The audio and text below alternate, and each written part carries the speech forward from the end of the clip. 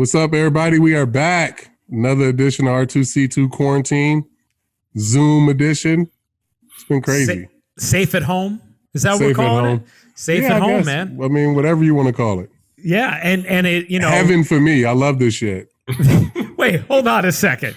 You mean you just love having to have forced into being your true introvert self? Yeah, nobody can really get mad if I don't have some stupid fucking excuse to not go to dinner.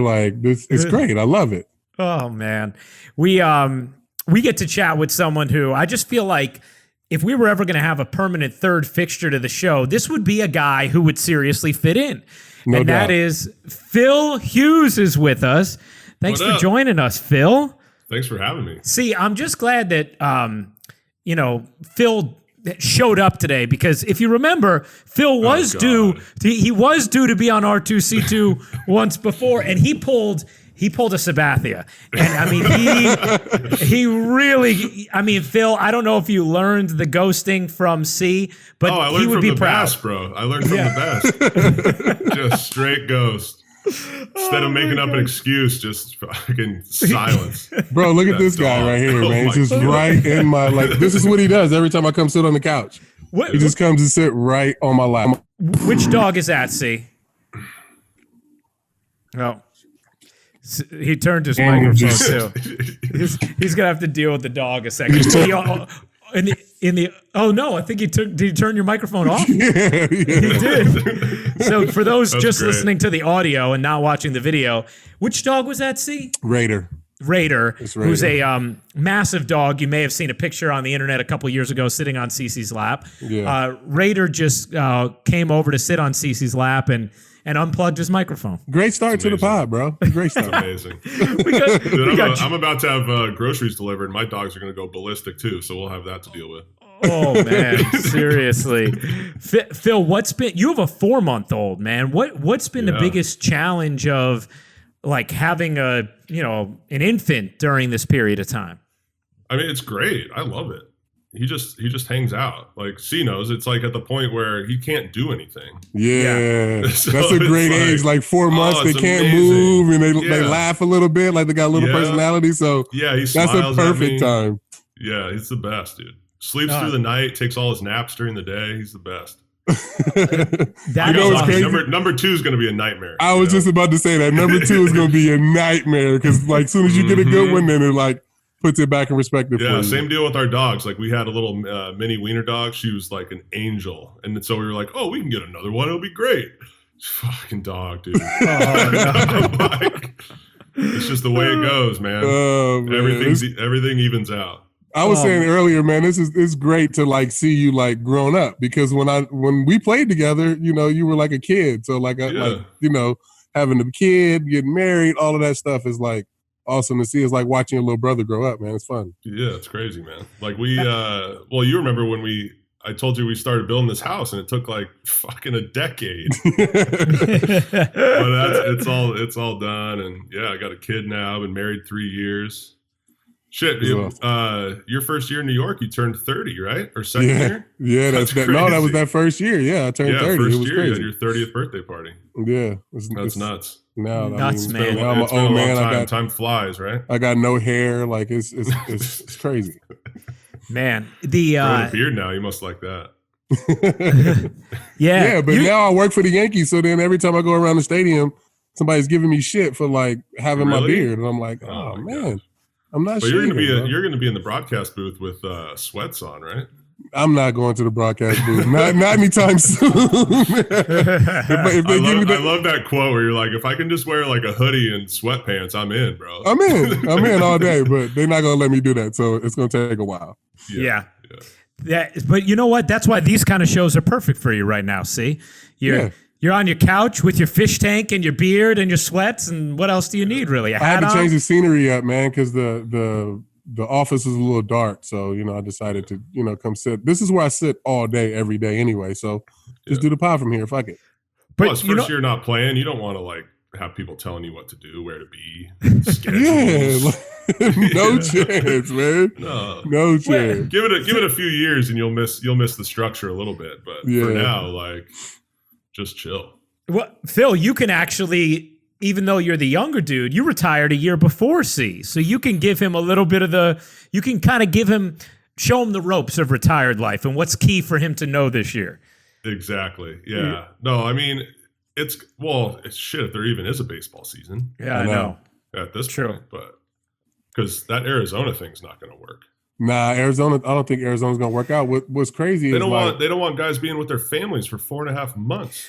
Yeah, and you know how hot it's going to be down there? Like, there's no chance I could pitch you know what I'm saying? Like, if I was playing, there's no chance you could pitch a game in that. Like, it'll be that Miami game all over again. Man, 3 innings and I was 3 innings out of here. Jorge called Joe and was like, you got to come down here and get him out of this game. Oh, you got to give us a story. When was this? That was 2009. Yeah, was it 2009? Yeah, that was 2009. We went to Miami. Down to Miami early, interleague. And I pitched a day game, and bruh, it was so hot. And, you know, back then, you know, I was getting a little tipsy, you know what I mean? On the weekend, it was, I think I pitched Sunday. So Friday night we went out and I didn't recover, bro. And I went out there and I was hurting. And Jorge comes down to the dugout and comes down to the end of the dugout in about the third inning and tells Joe, he was like, got to get him the fuck out of here. Man, it was so we're all down in the bullpen and like under one of those. You remember the bullpen there? It was just like a fucking umbrella, with like a mound, and we're like, oh, of all days, bro, we got to eat 6 innings of this shit. He did not help you out. I was a bad teammate that day, bro. As bad as that new stadium is, bro, there's nothing better than not having to play outdoors in Florida. Oh my God, that's what I'm saying. So Arizona is that'd be tough, and to do it for 4.5 months is, I mean, you know, I don't know, it just seems weird, and then to not have games in the Bronx but baseball is being played, like it'd be a weird. And you heard what they want them to do, right? Like the players come to the field and they all got to be like 6 feet apart from each other and shit. Really? Yeah, it's super weird. And like they have to stay in hotels and their family can't be there. Like, but I always thought like the fastest way, like even more so than a basketball, maybe football, but like a baseball clubhouse, if that virus gets in there, it's gonna spread like crazy. Like if one of us gets sick, then everybody gets sick. Like it just like ravishes through the clubhouse. So I think, especially in those spring training facilities with the nasty ass carpets, and the virus lives in stuff for like, you know, hours. You know, they're not going to be just cleaning that, you know, sanitizing everything every, you know, 5 minutes. It's going to make it tough, man. Here's the thing. And so for anyone from our audience who's like unfamiliar with the proposal, although I'm sure many of you have seen it by now, there was a proposal Jeff Passan reported on the other day that apparently MLB and the PA was working with top health executives or officials, I should say, on a proposal where the entire baseball season would take place in Arizona, combination of Chase Field as well as spring training facilities out there that are part of the Cactus League. They said college stadiums too. They want to use. College, like I think 10 to 12 stadiums. And basically the players would be quarantined essentially, only going from the hotels they're staying at to the stadiums for a 4.5 month period where they would have the entire season. Now, I will say this, guys, like one thing I don't know if that exact iteration as it's proposed would happen, right?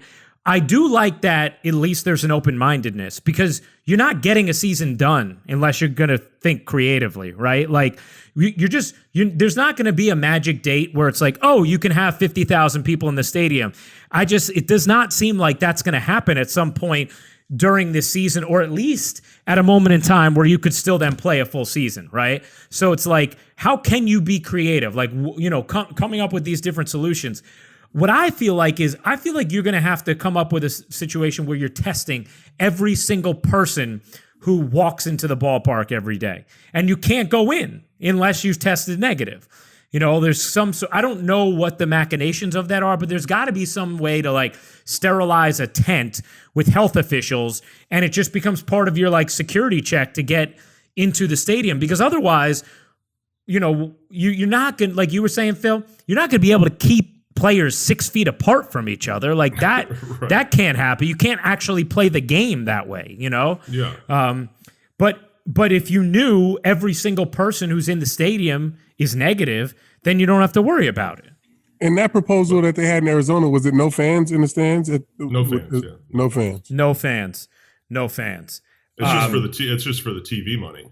That's what they're hoping to salvage from this whole thing. Yeah, but even just still, I would want to play. You know what I'm saying? Like when it's baseball season, like you want to try to figure out a way to play, but I just don't know how you're going to be able to do it before July. Like, yeah, that's not it. You know what I'm saying? Like it's going to be really hard to pull it off.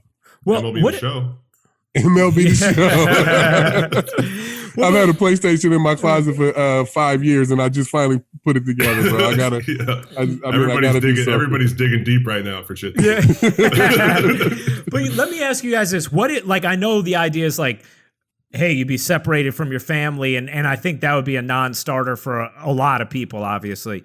However, what if you didn't have to be separated from your family? What if you were able to bring your immediate family to said site and have them there? Would that make it more, I don't know, palatable for you, Phil?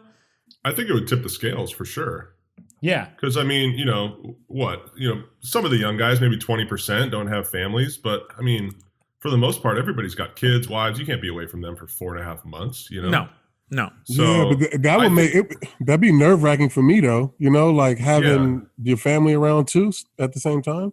Sure. Yeah. Like you go to the field, you're around all these dudes. You don't know who has it. Like you could do testing every day, but we don't even have, enough tests to test people that are, at risk of, serious illness from this. So I don't know if that's realistic by May or whatever they were proposing, June, but yeah. I seen the NBA they're talking about trying to get back in June, I think. Yeah. They were saying. Well, I think everybody's just trying to stay optimistic, Yeah. I think it's people trying to have a little glimmer of hope that, maybe in a month or two, this thing could be past us, but let me throw you this version of it. Let's say you couldn't bring your families. And this obviously is just the most recent proposal. There's a million things they're thinking about right now, right? And there's a ton of options. And like you said with the test, Phil, that's the reality at this moment. But who knows? In 6 weeks, maybe everyone can have a test in their home. Who knows, right? Like that would obviously seem to be ideal if it could happen. But if you were told, for both of you guys, if it was like hey, you have to go to this area to play the full season in its entirety for 4.5 months, can't bring your family, but this is the only way you're going to get paid this season. Do you think that would be enough to tip the scales for guys and say, I'm gonna bite this bullet and do it this way so I get paid? Probably a lot of them. Yeah. Hell yeah. You think so too, C? I do. I think, and I think that's why guys, that's why they're trying to come up with different ways and different proposals to try to, salvage a season to get guys paid, because I don't think if they don't play, these guys don't get paid. So, I think that will really tip the scales if they said, this is the only way you guys are getting paid. You got to come out here and play 4.5 months, and guys would do it. Plus, not everybody's in the situation of guys like CC and dudes with guaranteed contracts and big deals and, money in the bank. And, some guys are on 1-year deals or, just coming up and, maybe it's their second year of service or they're arbitration eligible next year. Like there's probably some guys that are hungry to go out and play and don't care. Yeah. But, to get enough people to agree to it, I don't know.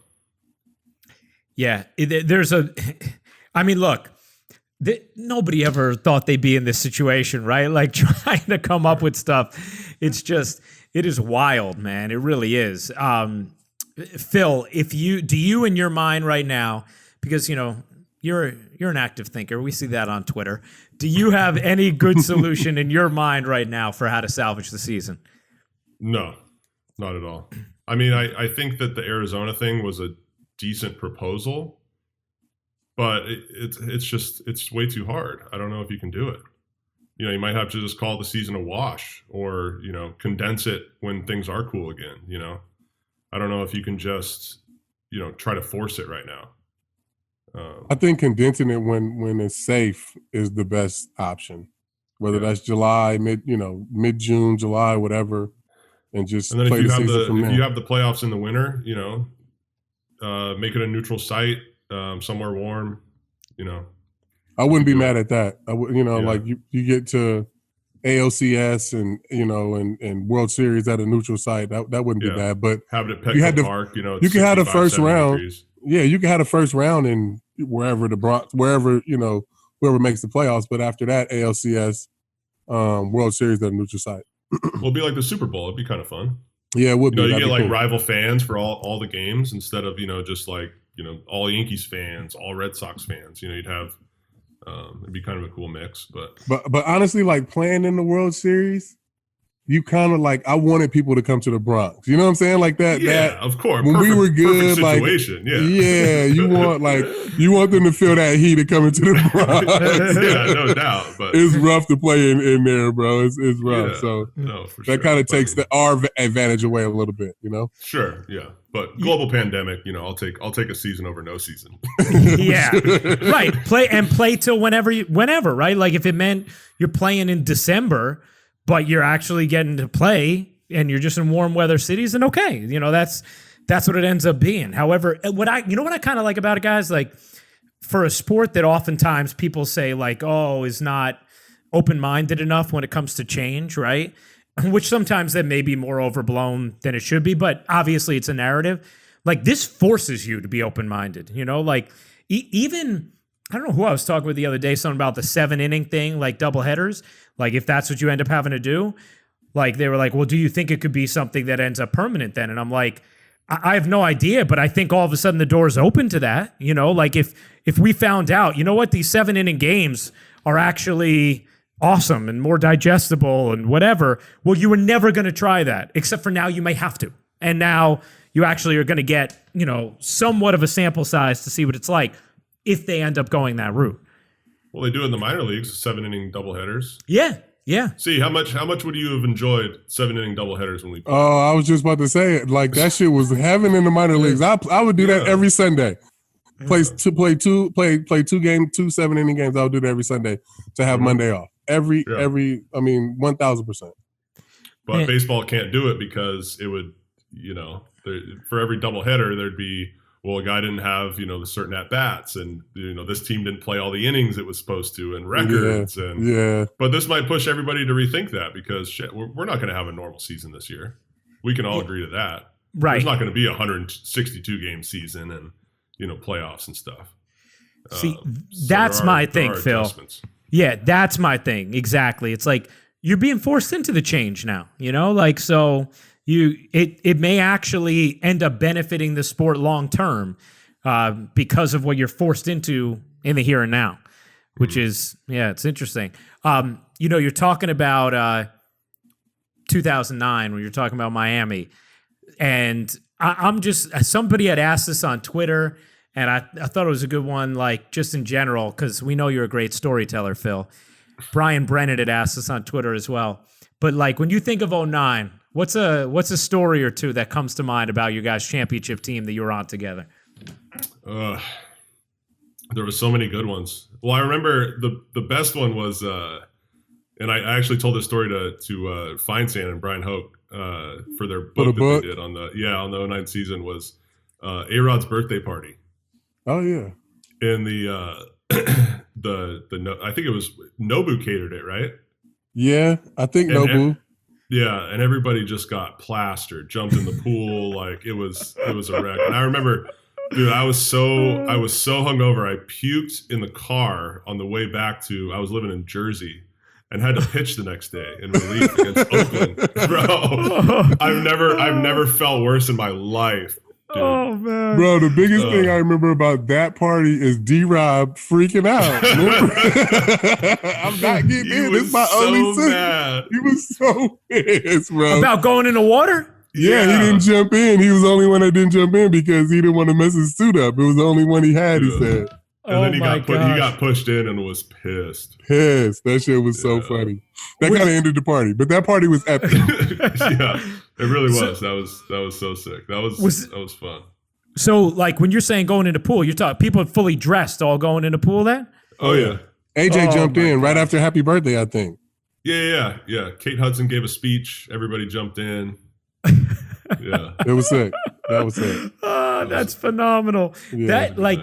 There was an awesome cohesion to that group, like there was you guys, I don't know. It felt like, you were kind of brought in for that, right? Yeah, I was. But wait, let me get back to that. Like, who tried to get back dunk to the in party. the basketball court and fell? Was that you?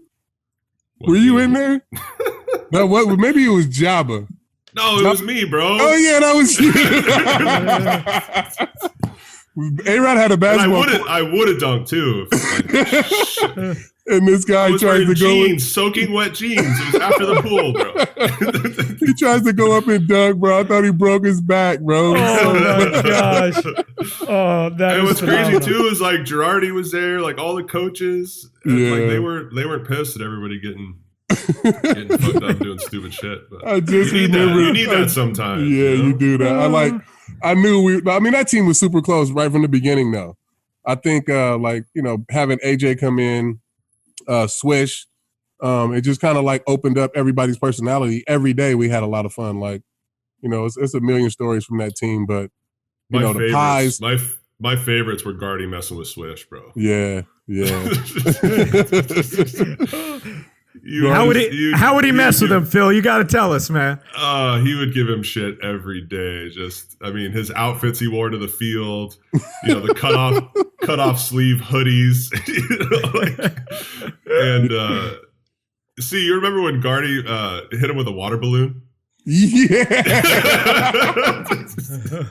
Bro, how did I forget all of this shit? Yeah, I remember that now. It's been a long time, man. I remember that, bro. It's been 11 years. Gardy gave Swish shit like he was the old guy and Swish was the young guy. Like, it was epic, bro. It was so funny every day.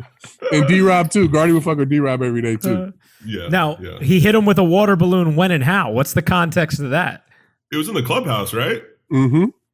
I think Swish did something or said something, and Gardy was like, "All right," and I think he was wearing some expensive outfit or something, and just drilled him with a water balloon. But then I remember Swish was pissed because we had laptops on our lockers, and his laptop got all wet and shit. He was mad. He was like cleaning it off. Like, oh no! Yeah, the laptops that never worked for anything. Like we had those laptops in our lockers, and the iPads came out like 3 months later. It was like yeah. And the whole idea was that there was going to be, like meetings up on them and stuff. And there was never anything. Nothing. Jeet checking the weather every day. That was it. Yeah.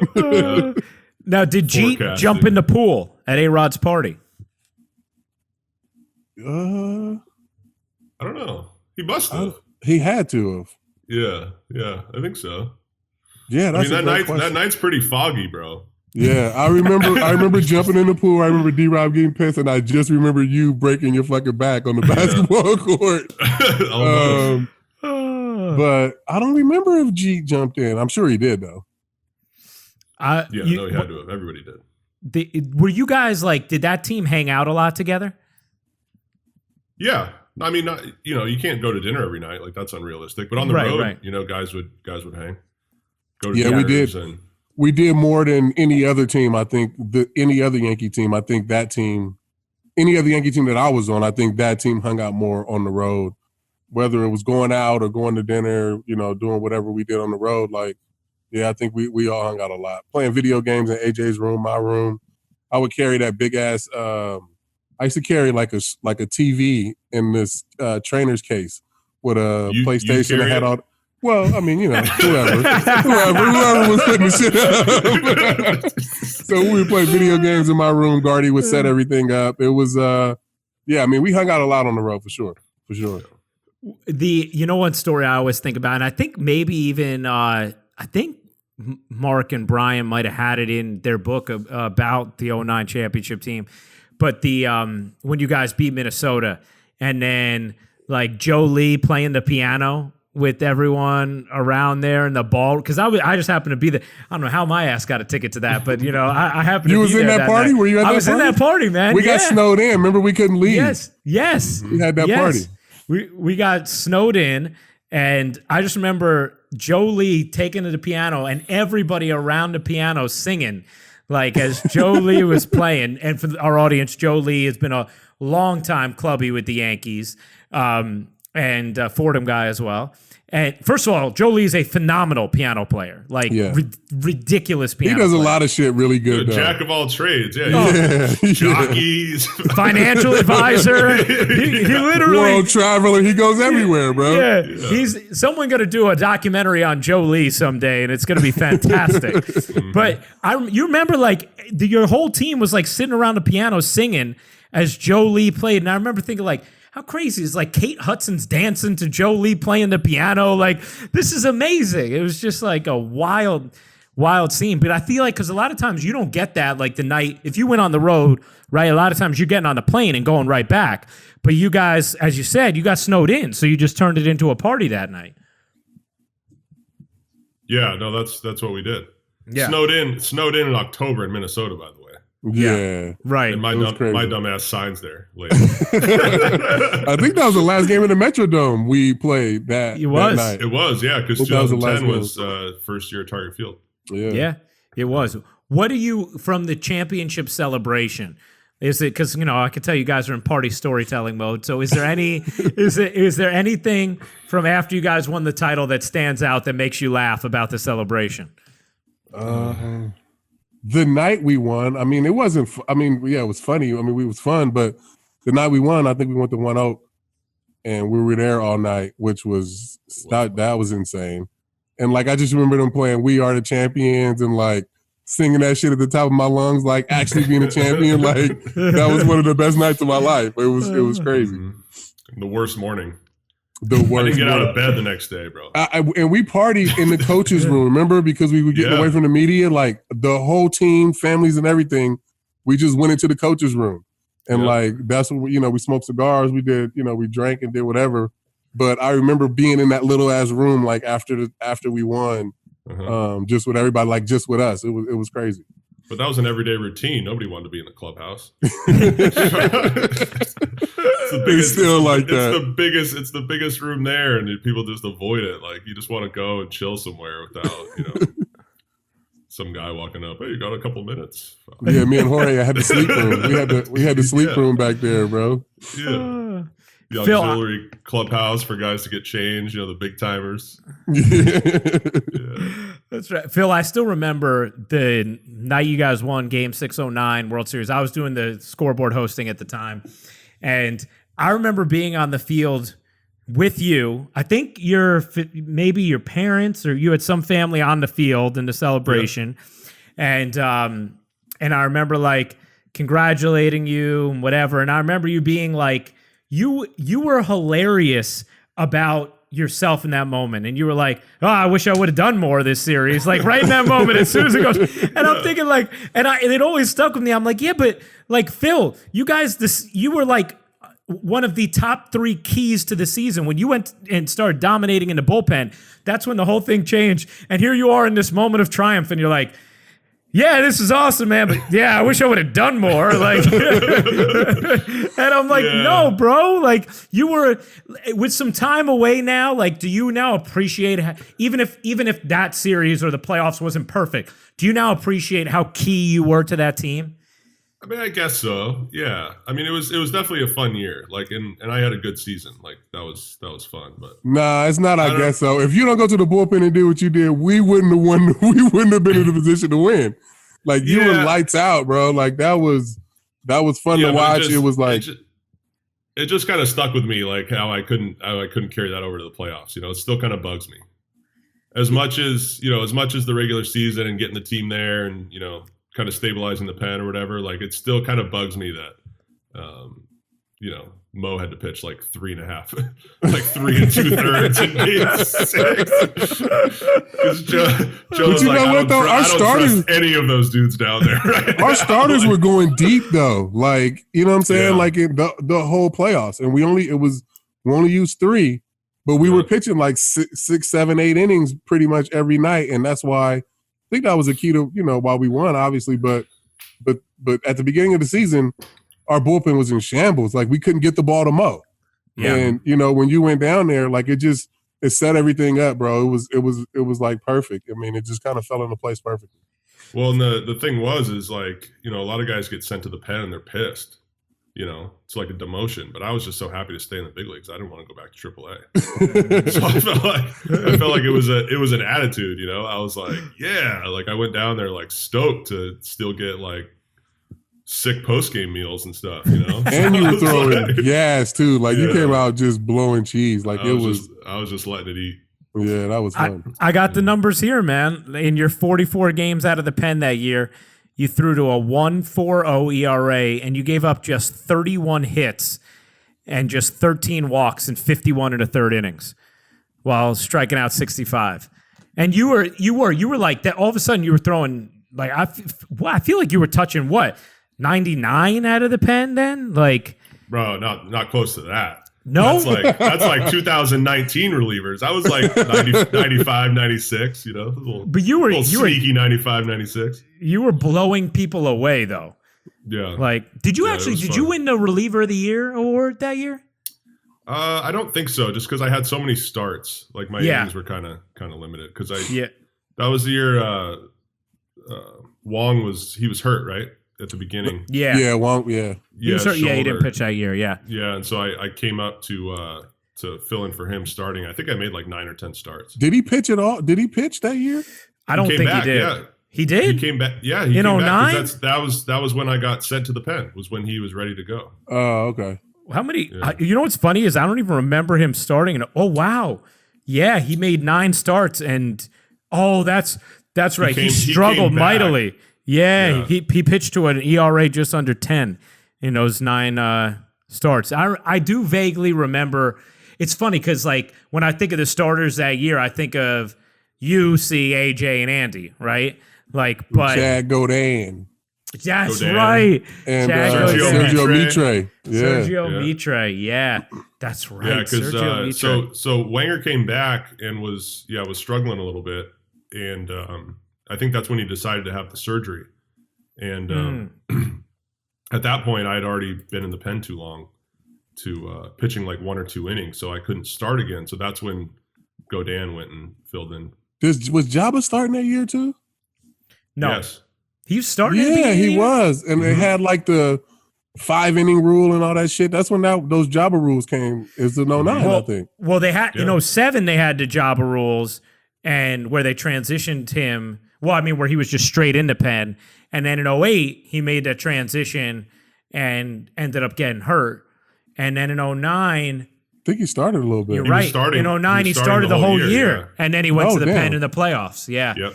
Yeah, you're right.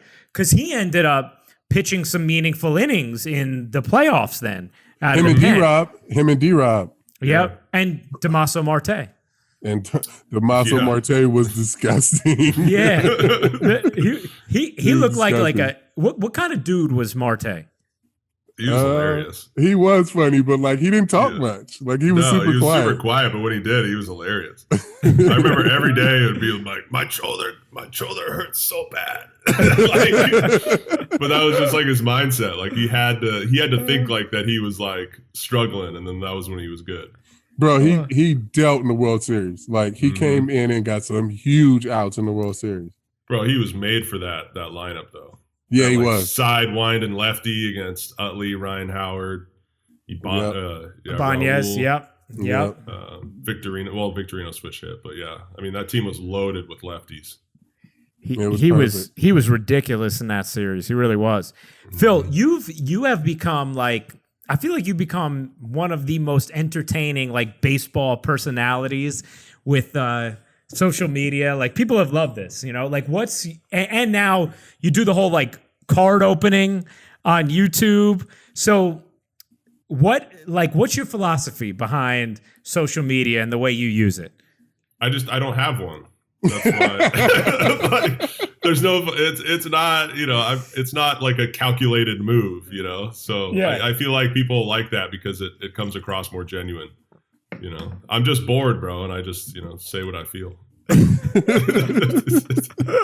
I do like that. You literally, I mean, I always feel like there's nothing, you don't hold back at all, right? Like you just share exactly how you feel. Like even sometimes you'll go at people in the mentions or whatever, or like make a sarcastic comment or something. I'm like, I love it. There's just like You just kind of have this like very like real, like, yeah, this is me. I don't really care mentality about it. There's so many idiots on Twitter. Sometimes you just got to let them know.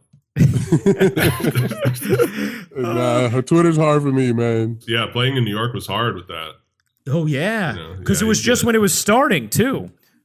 Yeah, remember Swish was the first baseball player he's the first athlete, I think, with 1 million followers to have Twitter. Like he was the first one. He was like signed up right away.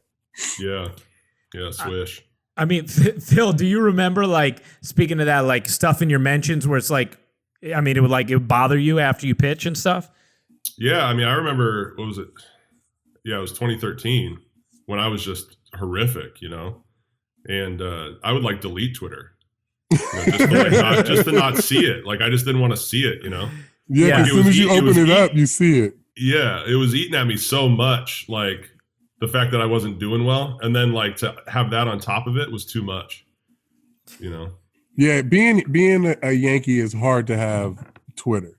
Like Instagram, whatever, that's fine, but like Twitter, like they just go at you, and like this is the hardest place to play. So, and it's baseball, and baseball is fucking hard. So, like, you're gonna get killed, man. So you're gonna get crushed at some point on Twitter if you're a Yankee. In New York too, it's hard. It's hard to struggle. Yeah, it's like it's just the good times are amazing. You know what I mean? And then if you're down in the dumps, like I can't think of a tougher market to go but I always told you, like, this is the like hardest place to pitch. Like if I had to come up in this, I wouldn't have made it. Like mentally and like everything that goes on around here is really hard to be a young player, especially a starting pitcher here. So it takes a unique personality for sure. It really does to like come up and as a Yankee and really like just have a great career. That's hard to do, man. It really is. Like if you look at the people I feel like that have success besides Jeet, they started somewhere else. You know what I'm saying? Like where you get a chance to like relax and like enjoy the baseball part of it and struggling the ups and downs. Like you don't get that luxury here, man, because we're trying to win a World Series every year. You know what I'm saying? Yeah. Plus, like a guy like Garrett Cole, for instance, everybody's always asking me, like, "Oh, is he going to be able to handle New York?" It's like, yeah, he's a veteran now. Yeah, he's older. He's got that rind on him. Like he pitched in Pittsburgh. Got to come up in kind of a low key environment. Play some pitch in some playoff games. Got to pitch in some playoff games, exactly. And now he's at that point where he's ready. So yeah, it's probably the best thing that happened to him was not getting drafted or not signing with the Yankees when he was in high school. Yeah, but that's like for me. I came to the Yankees at 29. If I would have been 25, it's anything like that, I wouldn't have been able to handle it. No chance. Phil, your YouTube channel. I mean, you've turned it into a big thing, man. With Phil's Pulls, and you have over 32,000 subscribers, which is amazing, dude. I got to get on this thing. What do you do on there? I just open cards, bro. That's it. It's so fun. Like I was always into cards, like growing up, and even like into my teenage years and stuff. And like I said before, I just got bored, man. Like I was like, I've got this cool camera that my wife got me for to do like food stuff with. Was the original kind of reason. And I was just like, I got into cards. I think like 2-3 years ago. I was just like at a shop when I was playing in San Diego. There's a super cool card store downtown. And so I went in there with a buddy, and it just like brought back all those like nostalgic feelings, And yeah, just got back into it. And I was like, well, how can I make this more fun? So I was like, maybe I should start a YouTube. And it's been cool, man. I just I come down to the garage, like right where I'm sitting right now, and I click the little record button on the camera and make like a 10-15 minute video. I like it. That's sick. I'm about to sign up. I'm about to subscribe as soon as we get off this thing.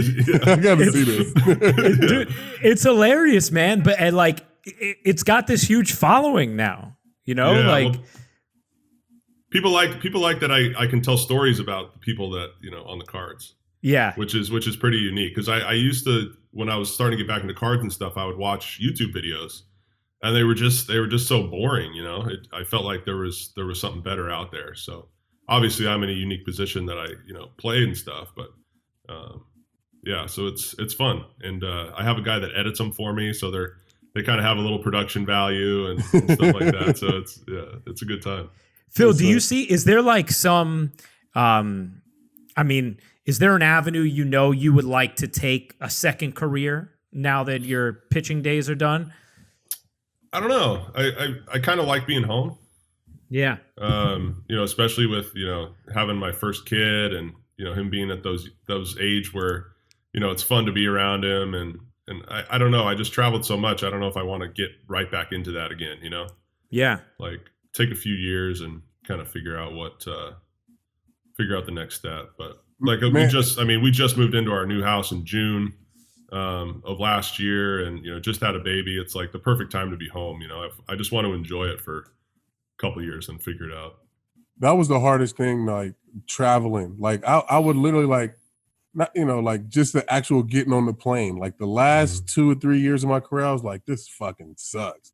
Like we doing so much, you know what I'm saying? And we move around. Like I started enjoying getting out in the different cities and stuff, but like the actual like flying to the places like was really killing me. Yeah, like I was over it, bro. It was crazy. And everybody's like, oh, well, you got charters and, blah, blah, you get right on the plane. Like, yeah, it's great. I mean, I couldn't imagine going through an airport every time we had to fly, but still, it gets to you, man. Like, it's only so many times you can do it. We had some horrible flights last year too, bro. I was going to say, are you a nervous fly? Oh, yeah. 2018, see? Oh, yeah, 18. Yeah, 18. Yeah. The fucking plane broke down a couple. Oh, my gosh, bro. We sleeping on the plane. It was horrible. I forget what year it was, but we had a couple rough ones. Remember that Kansas City flight? Yeah. Oh, my God. That shit was every time we fly into Kansas City, that is one of the worst flights ever. Those are the only stories I have, like the Kansas City flights. Bro, that's a flyover state for a reason, bro. You're not supposed to fly into there. And we flying in that little ass airport downtown, the small runway. God. So what was this flight like? You got to tell us. You remember the flight after we lost to Detroit in the playoffs? Was that 2011? That was 2012. 12? We lost to them back-to-back years, but I think 12 which one. You remember the flight after we lost to them the next morning? Yes. Yes. D-Rob had to have the paper bag and was like his palms were turning white. He was squeezing the rail so hard. I remember I was about to throw up too because I pitched that game the day before we got swept. Yeah. And I pitched the day before and man, I do remember that flight. I remember having to have bags and like that shit was horrible. Yeah, I remember. Like I can deal with some turbulence, like, you fly so much you get used to it, but I mean that flight the entire time was just like it was just brutal. Was that was Marcus on that team though? The 2010 we had a bad flight and Marcus was like freaking out. Well, he freaked out every time we flew. Marcus Timms? Yes, yeah. He's the worst flyer I've ever flown with. Like he just thinks about the worst shit that can happen. I'm like, bro, like what are you talking about? And I think it was 2010 after we lost to Texas. We were flying back and we had a bad flight and he was freaking out, man. Yeah. Oh, that's right. We took off in like a horrible thunderstorm. Yeah. Yeah. Yeah. That was brutal. There was some bad ones. And then Swish would always, it was Gardy. Gardy was always antagonize D-Rob. Yeah. Like when we'd be on a bad flight and D-Rob's a bad flyer. And he'd be like, hey, bro, who's going to play you in the movie when we go down? That's where I got my Forrest Whitaker from. Because remember, we would always do that. Like, if this plane goes down, who's going to play you in the movie? And I would always say Forrest Whitaker. Oh, no, man. That is brutal. Oh, that is... Or D-Rob be so pissed. Doesn't it feel like, too, I don't know if you guys notice this, I swear, because I get to, I fly a ton. When I'm doing ESPN or if I'm meeting up with the Yankees or Nets, I'm flying commercial. When I'm on schedule with you guys, I'm flying charter. I swear, our flights with the teams are so much more turbulent than the average commercial flight. And I don't know if it's because like we have to get places or what it is, but man, true. Right? Like, why is that? I have no idea why that is. I think it's just because we'll take off in anything. Yeah, right. You know fly like through anything, like the route. Yeah, we have to get there the fastest way. If it's bad, like air, whatever pressure. I don't know what the fuck causes turbulence, but I feel like they'll just delay flights on commercial flights. They'll just be like, oh, it's a little rough right now. You know, we'll wait it out a little bit. But I mean, we gotta get places. Like we would just take off and, I mean, just dog shit stuff. Yo, and that Kansas City flight, I remember being scared because the flight attendants put their seatbelts on. Mm-hmm. I remember that was the first time I'm like, oh shit, like this shit really might go down. Like that was always a bad sign when they got that look on their faces. Yeah, if they got scared, then I got scared. Yeah. Right, that's the tell. If they're calm, no matter what's going on with the plane, you know we're okay, we're all right. Yeah, they're not. Exactly. But when they start to get worried because they've seen it all, then you're like, oh gosh, like what what is going on there? So we're in rare air right now. Yeah, exactly. We had in 2018, what C's talking about, at the end. So the beginning of the road trip had that issue where you guys slept on the plane. The end of it, we took off and had to go back to Texas and then wait it out. And as we're taking off, like we've been in the air like, I don't know, 10, 15 minutes. And I noticed like my ears are still like popping like crazy. And I'm looking around and I'm noticing like everybody like popping their ears like crazy. And I'm like, it's a little weird, you know? And pilot gets on and he's like, yeah, we can't get the cabin pressure right. We're not going to make it to Newark. We got to turn around. And so I'm like, all right, like, you know, okay, good. And Coney's sitting next to me, right? You know, we're in that back left corner of the plane, and Coney turns to me and he just goes very calmly. He's like, oh, yeah, cabin pressure issues. That's how Payne Stewart died. Everybody just passed out. Didn't even know, like, what was going on. I was just like, bro, you can't tell me this while we're still in it. Like, you got to wait till we're on the ground before you share that story. Now I'm just like, oh, can we please get back right now? All right, last plane story, C. You remember this one. Leaving Boston, going back to New York. We had an off day the next day. Sunday night baseball in Boston. You remember that flight? We took off in a storm. And, you know, Boston and New York's like, what, 45 minutes? Yeah. And we were, I think it was 09. And we just, you know, we were like, an hour goes by and we're like, why haven't we got there yet? You know, we were just like flying, and then we were just circling. I remember. You remember that? Yeah. And then we tried to land like 3 or 4 times, and just like had to pull up, and I'm like, what the fuck is going on, dude? Yeah. And then you remember we ended up having to land in JFK. Yeah. Because it was a little better over there. I remember just flying. It was like a 3-hour flight. I remember just flying around. But we didn't think nothing of it until it was like an hour and a half in. Like, what the fuck is going on? Like, we're playing cards. It just seemed like we were flying. Like, it didn't really seem like we were circling, you know? Yeah. And then we're like, we should be there by now. And everybody's pissed because it's like 8:00 start in Boston. You know, we got an off day the next day, but by now it's like 4 in the morning. It's 4 in the morning. Just a wasted off day. Dang, I forgot about all of this trying to shit, land, bro. and then just like the wings were just doing this, and like you feel like the airplane like pull up, and you're like, oh shit, like what's going on? See, my key. It was a cluster, and when we landed because all the buses and everything were at LaGuardia. Was at LaGuardia, and we landed at JFK, and it was pouring rain. And we're just sitting on the plane for like another 2 hours. Miserable. I remember Bruni, but that was 09 because Bruni was fucking screaming and yelling that night. Yeah, he was pissed. He was the Tommy Canley of the group.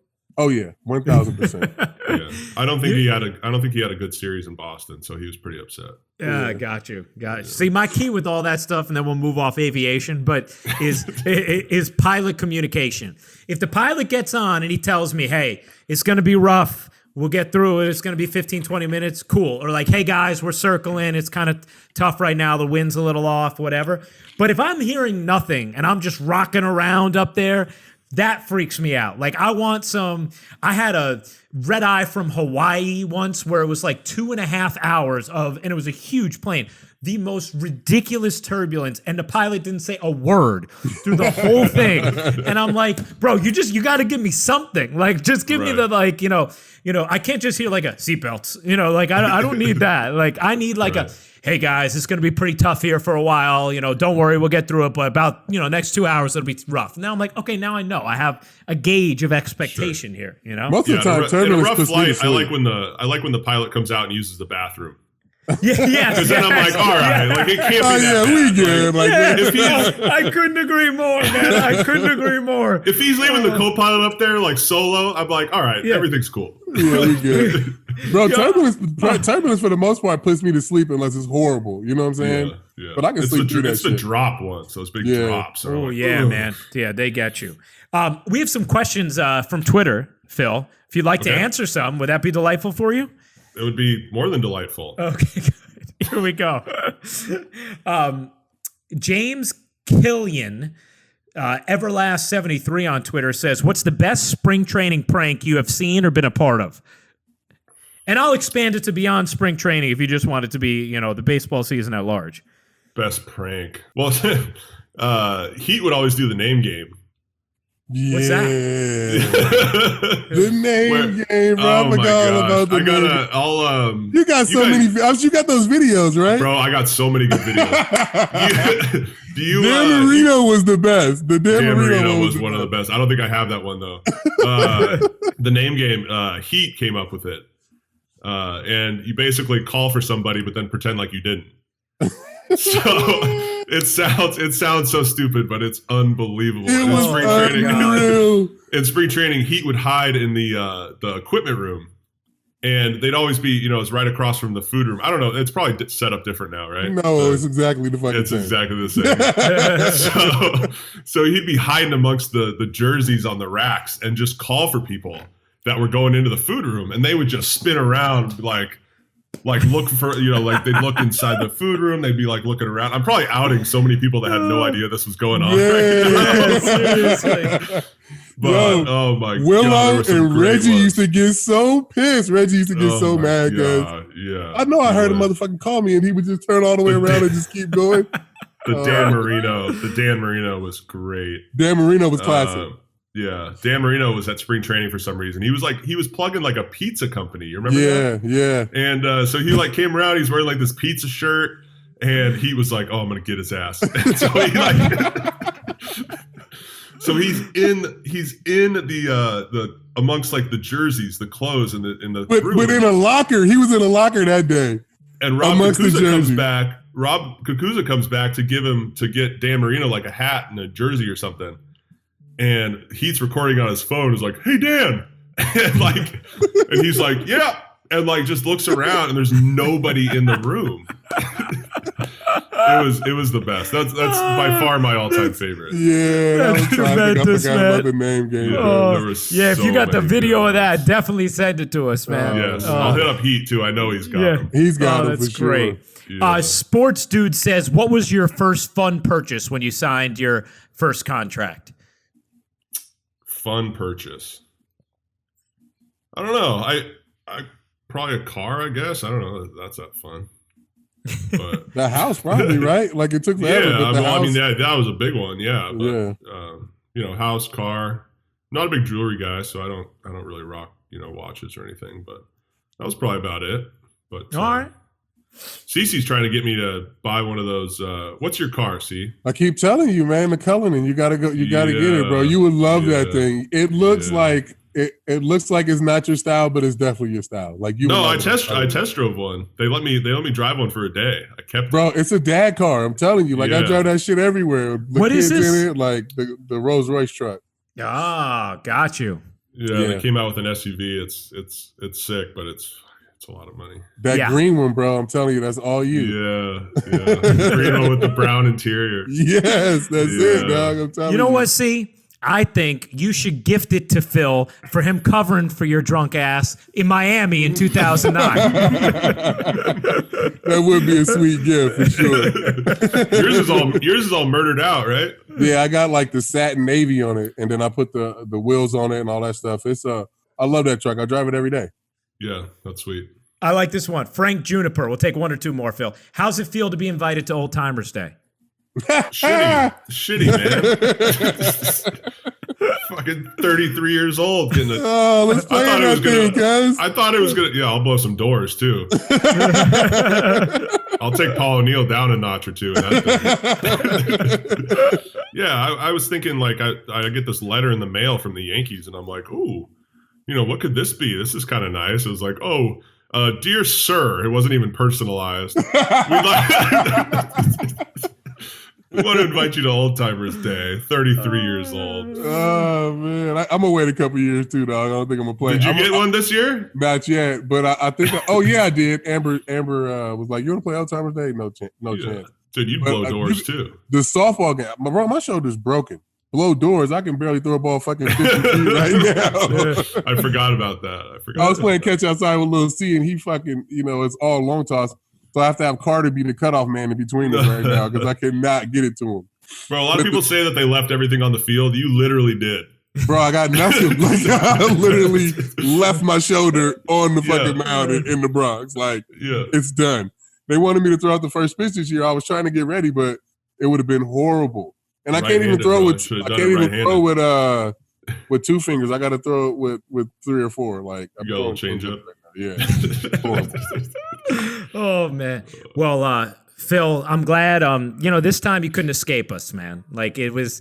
You got nothing to do, cuz. Yeah. No, exactly. all it took was CC texting me, man. That's my dude. Hey, but was this the same weekend? What about you bringing the donuts to Flinny? That was a good prank too. When was that? That was a great one. Yeah. No, that was when I was already playing for the Twins. You was already playing for the Twins. All right, so you got to tell us this one. You guys came to town, so of course, Gardy texted me like a week before. Like a week before the Yankees are going to Minnesota, and he's like, bro, we got to get Flinny. So and this is Anthony Flynn. Like, Anthony Flynn, old video guy. Like, he was a punching bag because he couldn't take it. Yeah. Like, he would get so mad, and that's the guy you want to prank, And so Gardy was like, we got to do something. And I'm like, all right. So I had the clubhouse guy get like 24 donuts and take them over to the visiting locker room, and Flinny sits down and Gardy puts them in front of him and was like, what are you doing? Like, those are the donuts for the team. He's like, no, these are just for you. And it was crazy, like, because I was texting, obviously I couldn't go into the visiting locker room, so I was texting Gardy. I'm like, take video, bro, like, show me what he's doing. And he was pissed. Like, he was stomping around but down by the batting cages and stuff, and like throwing stuff, and he texted me like all pissed off. I'm like, dude. I was pissed because he wasted the donuts. I'm like, bring me the fucking donuts. You can be mad, but don't throw the fucking donuts away like them big donuts. He threw them against the wall or something. Yeah, he got mad and they were all over the fucking coach's room. Really? Those were nice donuts too. I got them from a really good donut shop in Minneapolis. Yeah, that's what I'm saying. Like, bring them shits to me. Don't fucking throw them. I know he ate one later. He had. I know.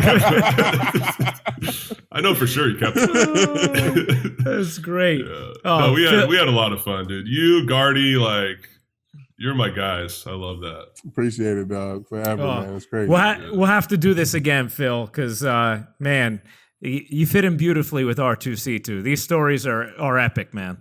Well, I know you guys. That always makes it better, It does. You get some people on the show, and it's like you don't really know them that well, but yeah, we could tell stories for days.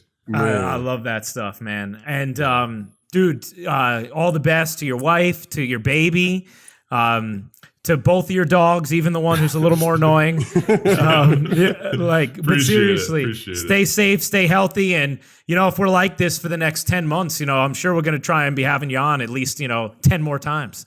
Yeah, no, for sure. You guys as well. I hope you guys are well and stay safe. Keep indoors, man. For sure.